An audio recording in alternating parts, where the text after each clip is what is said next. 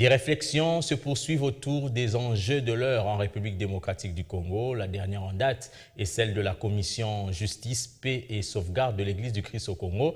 Des réflexions auxquelles a été associée l'élite protestante. Il s'est dégagé un consensus de trouver une solution pour rétablir la paix et la justice dans le pays.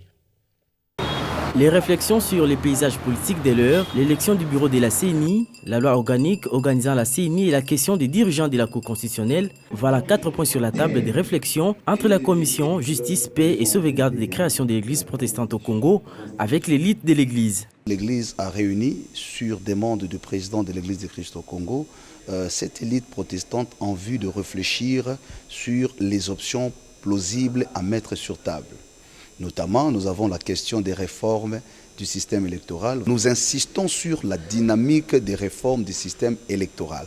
Mais puisque le président de l'Église du Christ au Congo a donné une orientation claire sur le travail que devrait faire l'élite protestante, que c'est celui d'accompagner dans la réflexion, dans les propositions, c'est pourquoi cet atelier a le mérite d'ouvrir le débat à l'élite protestante pour recueillir d'autres contributions.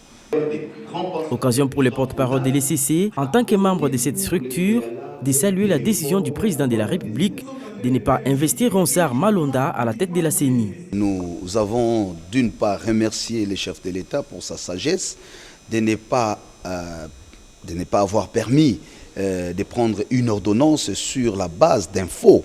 Ça nous a beaucoup réjouis. L'Église du Christ au Congo a dit tous ses remerciements.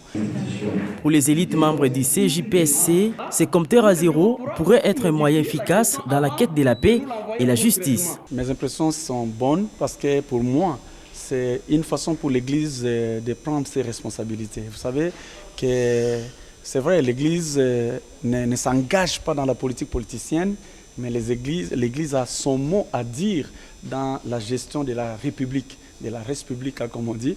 Et donc, pour avoir les mots à dire dans cette gestion-là, il faut analyser les enjeux. Il faut analyser les enjeux. Je pense que c'est une bonne chose. Et si des forums comme ceux-là étaient déjà faits dans le passé, on ne serait pas arrivé là où nous sommes. Les recommandations des 4 panels sur les 4 thématiques seront rendues publiques le week-end prochain au terme d'un débat en plénière.